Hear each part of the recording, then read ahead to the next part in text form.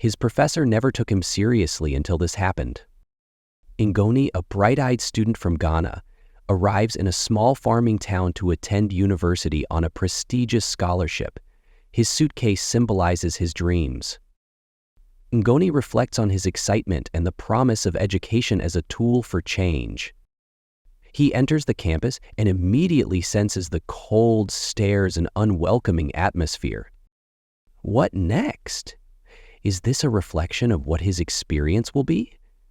He asks himself. Then he shrugs off the thought with the cheerful optimism that got him the top student position. On the first day in class, Ngoni arrives very early and goes up to the podium and attempts to greet and introduce himself to the professor and build rapport.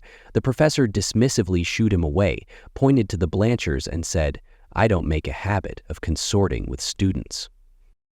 Ngoni quietly moves to the front row bleachers and settles down. A feeling of unease enwraps him as he takes his notepad and pen out of his bag. From the corner of his eye, he notices a young Asian student walking in and heading towards the professor. She is met with the same dismissive reaction, so he shouldn't have taken it personally. The professor seems to do that with all students. But before that thought anchors itself in his mind, Ngoni notices a number of Caucasian students coming in. They head for the professor's podium. He greets them cheerfully and has quite a chat session with them. Ngoni's feeling of unease returns threefold as he realizes that the students of color are all treated the way he was treated, and the Caucasian students are treated warmly. He wonders if anyone else has noticed this. As the weeks roll on, the professors mispronounce his name, dismiss his responses to questions, stating that they can't understand his accent and have no clue what he just said.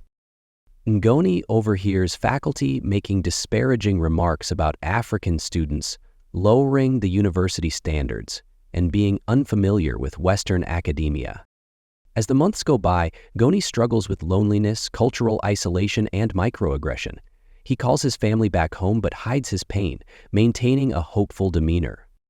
During a class presentation, Ngoni's groundbreaking idea for a sustainable farming project is openly mocked by his professor as idealistic nonsense. The class laughs.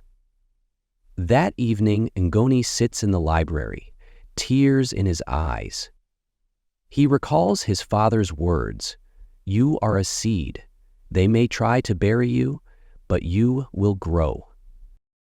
Ngoni begins researching institutional bias and quietly documents instances of discrimination he has faced.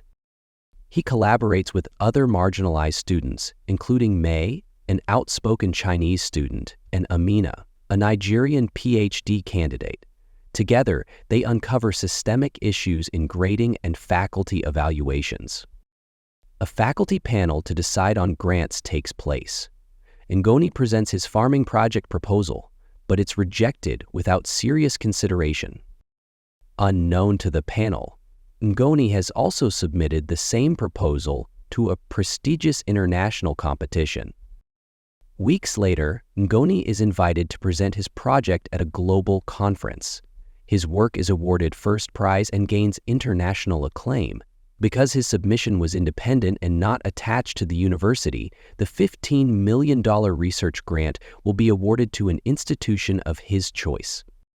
Ngoni's professor invites him for a meeting at the faculty's prestigious restaurant.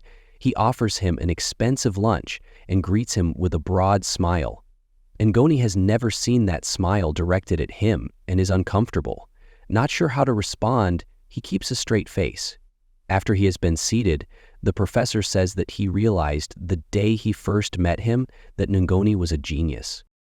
Remembering their first awkward meeting, Ngoni remains silent, watching the professor put on a grand act. Ngoni declines the meal and sits patiently watching the professor eat his meal. The now visibly uncomfortable professor cuts to the chase. He tells Ngoni that he hopes he'll make a wise decision and award the grant to his department. He further threatens Ngoni that if he doesn't, he will be in danger of failing his class outright. Unbeknown to the professor, Nyahu is recording the whole conversation.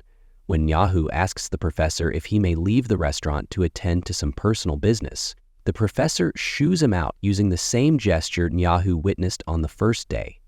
With a smirk on his face, he reminds Nyahu that failing his class could be very costly since international students pay 5 times more than local students. Ngoni shares his story together with the recording to the media.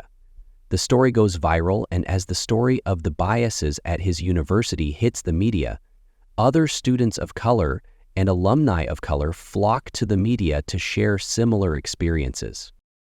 The university comes under scrutiny after Ngoni's story goes viral. Alumni, donors, and the press demand accountability. The administration launches a formal review, faculty members who are implicated are placed under investigation, and the school is forced to overhaul its diversity training programs. Ngoni selected the university in his hometown in Ghana as the recipient of his award. They used the money to upgrade the university to enable it to fully cater to the needs of their students and reduce the need for sending students to study abroad. Ngoni returns home to complete his studies at the local university.